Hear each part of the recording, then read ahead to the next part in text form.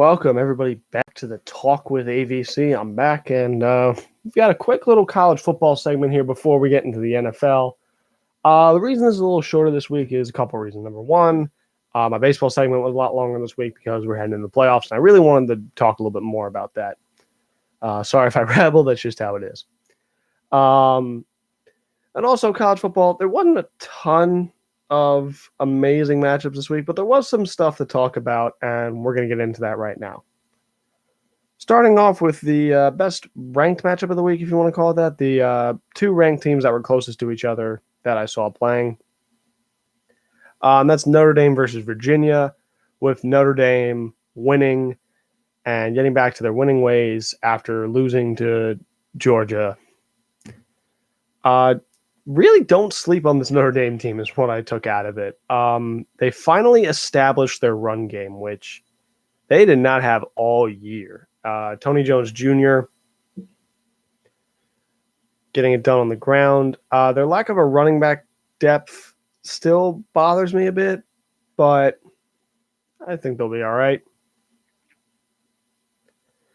The defense for Notre Dame really showed up this week after a sketchy first quarter. They did not look good in the first quarter. Virginia drove right down the field. But then the rest of the game, sack, strip sack, fumble return for a touchdown. It was an interception. That defense, they defeated Virginia basically on their defense. They didn't have to do a ton on offense, but they showed they're still a team to be reckoned with, and they stay in the top 10, and they actually move up to number 9, which I think is deserving.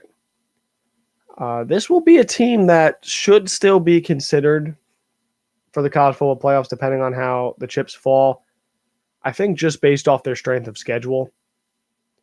You talk about teams like mostly Oklahoma is the team I talk about when people say strength of schedule. Alabama and Clemson are top teams. You don't need a strong schedule for you to tell them that. Plus, Alabama plays Auburn, and they're going to play Georgia in the SEC championship. So you can't really question that there. But when you look at a team like Oklahoma, yeah, they put up crazy numbers. The hardest team they play all year is Texas. The Big 12 Conference is, I believe I said this last week, but the Big 12 Conference is notorious for having horrible defenses. That's kind of just their thing. It's all shootouts every week, no matter what team you play against. Texas had a hard time with Oklahoma State. They just don't play defense in the Big 12. That's pretty much it. So you have to take that in consideration when you look at them for the college football playoffs. I mean, yeah, maybe they'll put up 60 points, but they'll give up 30. What do you do when you run into a team that doesn't let you put up 60 points? And you're like, oh God, what do we do now? Their defense, Oklahoma didn't have a good defense last year, but they were better the last 2 years than their defense is this year.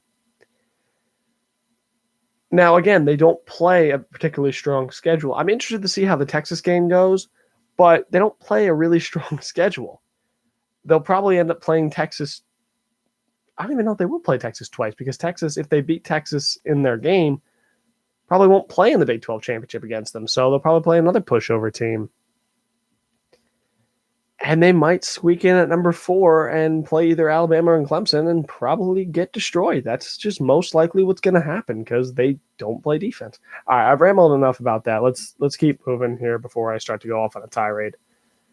Alabama played Ole Miss this week. Alabama won. There's a shock. But they move up to number 1 this week after Clemson had a scare versus UNC. Now, UNC and Clemson, they're obviously a rivalry game. When you look at college football, especially in rivalry games, you have to take games like that with a grain of salt. You could just say Clemson had an off week. Maybe, but I think the bigger underlying factor is it's different preparing for teams in college football that you'll see maybe once every 3 years or something like that. But then you get teams like UNC and Clemson pretty much see each other every year and are, again, big rivals. They know how to play each other. The UNC has a ton of film on Clemson, and they know how they play. I think it really contributes to, especially on defense for UNC, how they play. Because UNC has been meh this year. I mean, they beat South Carolina, which surprised a lot of people. Not particularly sure why. I didn't think South Carolina was that good. Then they lost their next two games. And then they almost beat Clemson. They lost by 1. They went for 2 points. Clemson wouldn't have enough time to try to drive down for a field goal anyway. I don't know if they would have gotten it, but they kind of, as a team with no playoff aspirations, said, hey, let's just go for it, see if we can steal a win here. They didn't get it. It happens. It was an interesting game to watch, but Clemson drops to number 2 because of it, because they lost the point differential to Alabama. That's pretty much what happened there. Then we looked into a hyped-up matchup in the Big Ten that did not deliver, and that was Penn State versus Maryland.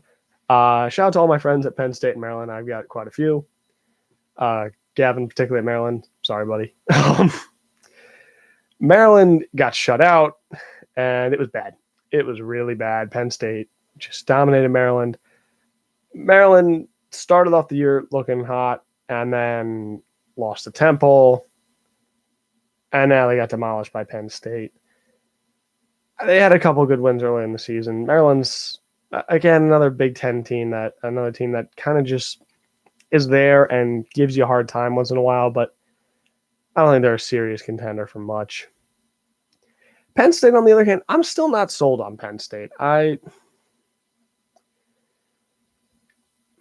Penn State just doesn't do it for me, I guess is the best way to put it. They just seem off or something. They have games where they win blowouts, and they have uncomfortably close games like when they played Pitt. I'm very anxious to see them play teams like Wisconsin, Michigan, or Ohio State. I'm very anxious to see that. I think that'll be interesting. As I've said last week, Wisconsin is still my pick to come out of the Big Ten. But Penn State's an interesting team, and they're definitely in contendership for the Big Ten championship. I think it's really them, Wisconsin, and Ohio State. I think most people can see that. And we had USC versus Washington. That was actually interesting matchup, but USC kind of came back down to earth, which I kind of figured was going to happen. They only put up 14 points. Washington put up 28. It was a mediocre game, and Washington, who was the higher-ranked team, won. It'll probably be Washington and Oregon, I'd imagine, for the Pac-12 championship, unless I'm mixing something up where that can't happen because of like division orientation. I'm not really sure how that works. I'd have to check, but they're definitely, I think, the 2 best teams in the Pac-12. Other than that, there really weren't a bunch of big matchups this week. Arkansas almost pulled one over on Texas A&M. That was pretty funny. And Michigan, who I gave Michigan a hard time last week for getting beat up by Wisconsin. Yeah, they bounced back this week versus Rutgers. You know who's happy about that is teams like Notre Dame, who are sitting there like, okay, as long as you can just stay ranked until you play us, we'll be happy. I'm not going to rag too much on Michigan this week. I ragged on them a bit last week. But I just don't think they're that good. This could be Harbaugh's last year. They're going to have to almost really reinvent the program, and I'm kind of interested to see how that goes in the offseason to compete with teams like Ohio State and Wisconsin. But again, yeah, I don't really see them doing too much. And that really is the college football segment this week. I'm adding a lot shorter because, again, my NFL segment is going to be quite a bit longer. So just to wrap up here, we're going to just look at, again, some of the contenders in college football, some of the matchups. We'll preview some of the matchups this week. We got Michigan, who actually moved up to 19. They're playing number 14, Iowa. This is a big game for them. If they can win this, they'll probably stay ranked for a little while longer. That's a solid matchup for them if they can win. Auburn and Florida, 7v10.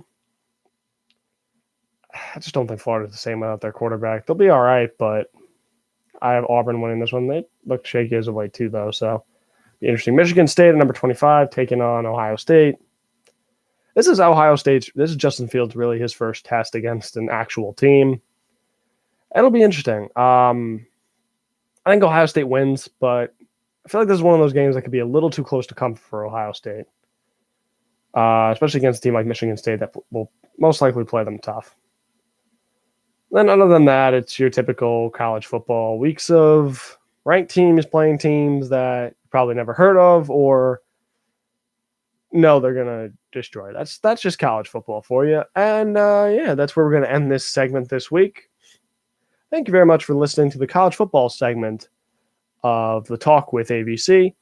If you haven't checked it out, check out my baseball segment. It was on just before this. And we got one more segment today where we're going to talk about NFL football. The next segment starting probably about 5 minutes of our next segment. That'll be all NFL. So again, I thank you very much for watching, and I'll talk to you next week or in the next segment if you want to listen. See how it goes.